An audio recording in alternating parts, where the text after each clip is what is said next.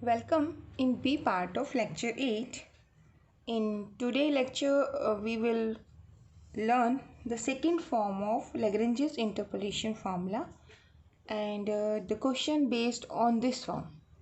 In A part we start our Lagrange's formula and there we solved one question.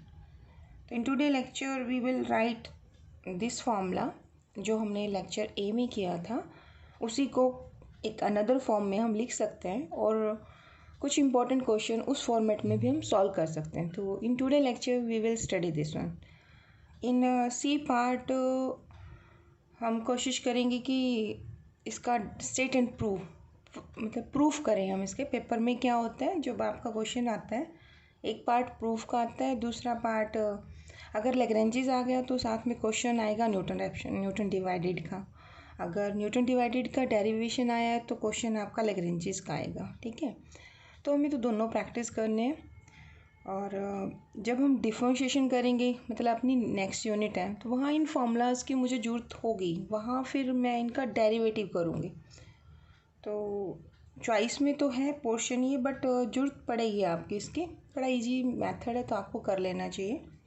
तो पहले आप लिखिए कि कल हमने जो प्रीवियस लेक्चर में हमने लैग्रेंजेस इंटरपोलेशन फार्मूला किया था. तो दैट वाज ln(x) अपनी Lagrange's polynomial that is equal to LIX and YI. And अगर इस समीशन को आप खोलते थे तो आंसर क्या था? L0x Y0 L1x Y1 similarly so on LIX YI plus LNX YN. ठीक है, और इसको अगर एक्सपेंडेड फॉर्म में करते थे तो आंसर क्या था? LNX. मतलब ये लैग्रेंजेस पोलिनोमियल है जो फंक्शन आपका y ऑफ x है.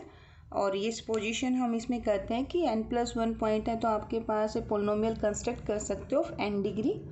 And this LNX is Lagrange's polynomial and if it exist it is unique. ये अभी मैं लिखूँगी नोट में करेक्टरिस्टिक्स ऑफ लैग्रेंजेस फार्मूलाज में. तो व्हाट इज़ L0x? तो ये फार्मूला हमने लास्ट लेक्चर में किया था. तो क्या आता है? This is continue product of n factors जिसमें अबो टर्म में से कौन सब्ट्रैक्ट नहीं होगा? x0 है ना. तो x minus x1 x minus x2 x minus xn divide by कौन है? x0 minus x1 x0 minus x2 and so on x0 minus xn. तो हमने ये फॉर्मूला लास्ट टाइम किया था तो इसे मैं नेक्स्ट पेज पे फिर लिख रही हूँ. और इसी फॉर्मूले से कोई नई फॉर्म एक और बन सकती है तो वो लिखने जा रही हूँ. ठीक है, तो आप ये पूरा फॉर्मूला कर लीजिए इंक्लूडिंग LNX. LNX आपको पता हो क्या बनेगा? x minus x0 x minus x1 up to x minus xn minus 1. और डिवाइड में क्या आएगा यहाँ ln के लिए? xn minus x0 xn minus x1 up to xn minus xn minus 1. तो write down this one. Your answer is, so I am writing here last term. Last क्या था यहाँ पे? देखो ये आपका क्या था? L0 x Y0. ये आपका L1 x Y1. Y1 मतलब value y at x1. Continue this one. The last term यहाँ क्या था? स्मॉल ln(x) यानी कि x minus of x0 x minus x1 and continue product up to x minus. अब ये ln क्या है? यहाँ yn लिखना है तो xn सब्ट्रैक्ट नहीं होगा. ठीक है ना, यही फॉर्मूला हमने किया था. तो लोअर टर्म में क्या होगा? xn minus x0 xn minus of x1 xn minus x1 and xn minus xn minus 1 ynx. और हम इस पोजीशन लेके चलते हैं कि हमारे जो लैग्रेंजेस पोलिनोमियल है और जो हमारा फंक्शन है उनकी वैल्यूज़ कॉरस्पॉन्डिंग टू ये this argument values are equal. ठीक है, तो ये हमारी इस पोजीशन, ये डेरिवेशन करेंगे ना तब भी हम करने वाले हैं. सो यहाँ y0 है, यहाँ ln(x) है. तो आप क्वेश्चंस में करते हो ना, आपकी बुक में भी होगा. देखो आप रिप्लेस कर देते हो इसको एवरीवेयर. किससे करते हैं? y ऑफ x से. ln(x) की जगह yx लिख दीजिए. ठीक है, मान लेते हैं हम कि अगर ये डाटा वास्तव में एक पोलिनोमियल से है. If your y of x is a polynomial वास्तव में एक पोलिनोमियल से ही ये डाटा आपको मिल रहा है। In that case ln x और आपका जो पोलिनोमियल y(x) होगा that will be exactly equal. ठीक है, तो हम इसे y(x) इज इक्वल टू, अब यहाँ देखो यहाँ कौन सा फैक्टर नहीं है, यहाँ x माइनस एक्स नोट नहीं है, तो मैं क्या कर रही हूँ, I am dividing both side, x minus x naught, x minus x one and x minus of xn, या ऐसा कर दीजिए कि आप कॉमन ले रहे हो फ्रॉम एवरीवेयर। अब यहाँ देखिए अगर इस टर्म से आप कॉमन लेंगे, देखो इसमें बाकी सम टर्म तो हैं, कौन नहीं है, x माइनस एक्स नोट, तो मैंने कहा कि 1/x minus x naught x minus x one into x minus x n, multiply कर लो, बात एक ही है। अब यहाँ देखो ये फैक्टर क्या आ जाएगा, यहाँ x minus x naught x minus x one से कैंसिल आउट, तो आपके पास क्या टर्म बचेगी, द फर्स्ट में आपको मिलेगा x माइनस एक्स नोट, अब वो टर्म तो कैंसिल हो जाएगी जब आप इस फैक्टर से मल्टीप्लाई करोगे होल टाइम, तो यहाँ और क्या बचेगा, बाकी ये वाला फैक्टर तो एज इट इज मिल जाएगा आपको, यानी कि x naught minus of x one, next term क्या होगी x naught minus of x two, continue product of x naught minus x n, और यहाँ अब वो टर्म में क्या आएगा, वाई नोट का मतलब है value of y at x naught, first term में तो ये चेंज आएगा। अब आप देखो सेकेंड टर्म में क्या चेंज बनेगा, सेकेंड में देखो यहाँ x माइनस एक्स नोट है तो ये कैंसिल हो जाएगा, कौन नहीं है x माइनस एक्स वन, तो जब आप continue product of n+1 factors की करोगे तो ये n फैक्टर जो अबोव टर्म है ये कैंसिल हो जाएंगे, तो एक बैलेंस कौन सा बचेगा इस सेकेंड टर्म में, x minus of x one, बाकी अबोव टर्म के यहाँ के जो ये वाले फैक्टर्स हैं ये सारे कैंसिल आउट हो जाएंगे, और लोअर टर्म में जो ये वाली टर्म है ये आपकी एज इट इज रहेगी, तो यहाँ क्या बन जाएगा आपका, ये वाले फैक्टर एज इट इज यहाँ लिख दोगे, एंड y1 का मतलब है y at x one and so on, तो ये सो ऑन कर दिया, प्लस अब यहाँ continue product of n factors हैं x नोट से लेके xn माइनस वन तक, तो इस अबोव टर्म में कौन नहीं है x माइनस एक्स एन, तो बैलेंस आपके पास बचेगा x माइनस एक्स एन का, ठीक है, ठीक है, और ये वाली टर्म एज इट इज यहाँ आ जाएगी, x n minus x naught x n minus x one and continue x n minus x n minus one, और वाई एन का मतलब क्या होता है वाई एट एक्स एन, तो this is my another form of this Lagrange's interpolation formula.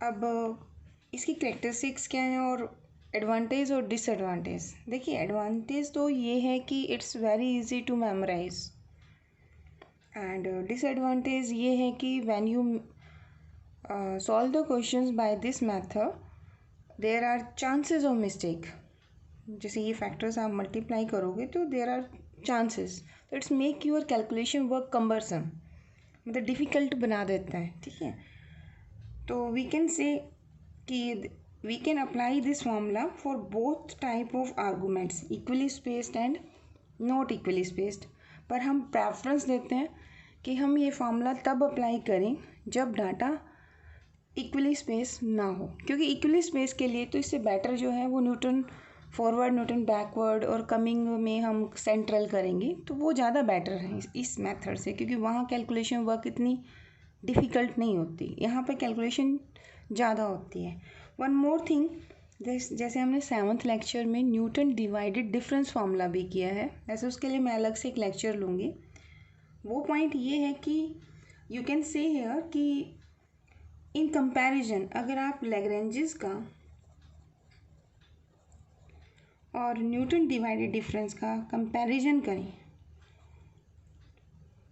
Divided difference formula जब आप question practice करेंगे ना, अगर डिवाइडेड न्यूटन डिवाइडेड डिफरेंस में मैं लास्ट में एक आर्गूमेंट और डाल दूँ और कॉरस्पॉन्डिंग वैल्यू डाल दूँ, लैग्रेंजेस में तो एवरी टर्म में मुझे कैलकुलेशन करनी पड़ेगी, लेकिन न्यूटन डिवाइडेड डिफरेंस में सिर्फ आपकी लास्ट में जब आप वो बनाओगे ना टेबल्स, तो लास्ट में एक आर्गूमेंट एंटर हो जाएगा कॉरस्पॉन्डिंग वाई, सेकंड कॉलम में एक वाई की वैल्यू हो जाएगी, तो एवरी कॉलम में सिर्फ आपकी लास्ट में टर्म ऐड होएगी, तो ये इसका प्लस पॉइंट है। एक क्वेश्चन करेंगे फ्यूचर में, लास्ट में करेंगे, 8th के CD पार्ट में करेंगे कि एक ही क्वेश्चन को ना हम दोनों से स्टार्ट कर देंगे, तो पहले देखेंगे किससे आंसर जल्दी आता है, तो ये बेटर आंसर देगा क्योंकि इसमें calculation work as compared to Lagrange's कम होता है, ईजी होता है, जल्दी हो जाता है क्योंकि डिवाइडेड डिफरेंसेस यूज़ करता है ना। चलो वो काम हम नेक्स्ट लेक्चर में करेंगे। आज ये क्वेश्चन करते हैं जो इस बेस पे होगा। तो question is using Lagrange's formula express the function x square plus x minus 3 x cube minus 2 x square minus x plus 2 as a sum of partial fractions. ठीक है, तो आपको लैग्रेंजेस बोला है और इस फॉर्मेट में करने के लिए कहा है। तो जब ये फॉर्मेट कहे ना तो आप इसको ना थोड़ा ऐसे सोचो कि ये 3 डिग्री पॉलिनोमियल है और ऊपर भी पॉलिनोमियल है, तो आप ln x को yx के एग्जैक्टली इक्वल मान सकते हैं। ठीक है, तो ये जो अबो टर्म में फंक्शन है ना, दिस इज़ माई yx। तो अब आपको ये तो गिवन नहीं कि फंक्शन की पॉइंट्स किस पॉइंट्स पे वैल्यू है, तो ये डिसीजन ये जाएगा क्योंकि अभी फॉर्मूला आपने किया ना yx upon x minus x naught x minus x one x minus x two x minus x n तक। तो आपको ये फाइंड आउट करना है कि x naught x one x two आपके क्वेश्चन के क्या है। तो फॉर दिस आपको ये लोअर फंक्शन जो है इसे पिक करना है और इसके फैक्टर्स बनाने हैं।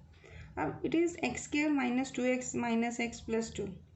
हिट एंड ट्रायल मेथड से मैंने देख लिया कि 2 इसको सेटिस्फाई कर रहा है, 1 माइनस 1 भी कर रहा है। ठीक है, तो from this and this first term से एक्स स्क्वायर कॉमन लो तो x माइनस 2 बैलेंस बचेगा, माइनस 1 हेयर लो तो it is x minus of 2। ठीक है, तो अब आप यहाँ से ये x माइनस 2 अगर कॉमन रह जाता है तो here is x square, this is minus 1, तो अगेन क्वाड्रेटिक है, तो you can split this in the form of x plus 1 into x minus 1 into x minus of 2। तो यहाँ पे आपके पास x नोट कौन हुआ, x1 कौन हुआ या x2 कौन हुआ, तो ये डिसाइड आपने करना है। देखो ये x प्लस 1 है तो आप इसको क्या लिख सकते हो, x प्लस 1 को x minus minus 1, next term कौन है x minus of 1 sorry and x minus of 2। तो रिलेट करो ना इसको इससे, x minus of x note x minus of x1 x minus of x2। तो माइनस की जगह माइनस है तो नोट की जगह कौन है -1। ठीक है ना, एंड x1 की जगह कौन हुआ, यहाँ मिस्टेक करता है बच्चा, -1 ही लिखता है, लेकिन देखो ना माइनस की जगह तो माइनस है, तो x1 की जगह कौन है 1 और x2 की जगह पे कौन हुआ 2। तो here your x naught is -1, x1 is 1 and x2 is 2। ठीक है, तो मेंशन करो इसे। अब हमें ना वैल्यू चाहिए जैसे अभी फॉर्मूला किया है, तो yx एज आई सेड तो वो तो आपका अबो टर्म बन जाएगा x square plus x minus of 2। तो फार्मूला क्या कहता है, I need y at y naught sorry x naught, y at x1, y at x2। ठीक है, तो here I write here yx की वैल्यू कैलकुलेट करो at x naught x1 and x2 पे। तो ये टेबल मैंने कंस्ट्रक्ट की है। When you put x is equal to -1 in this expression, your answer is -3. When you put x is equal to 1 here, your answer is -1. When you put x is equal to 2 here, so your answer is 7. तो 2 जो 4 plus 2 6। ये तो मैंने गलत लिखा है, एक second. ठीक है, ये आपका -3 आएगा, देखो ना ये y की वैल्यू आप क्या पुट कर रहे हो 2, तो 2 का स्क्वायर 4 + 2 6 - 3 दैट विल बी +3। ठीक है, तो यहाँ आपका प्लस का 3 होगा। तो करो दोबारा इसको, वैसे फॉर्मूले में लिख लेते हैं। देखो x नोट कितना हुआ -1, तो value of y note is -3 when x is 1, value of y is -1, x is equal to 2, value of y is equal to -3. Now write down the formula.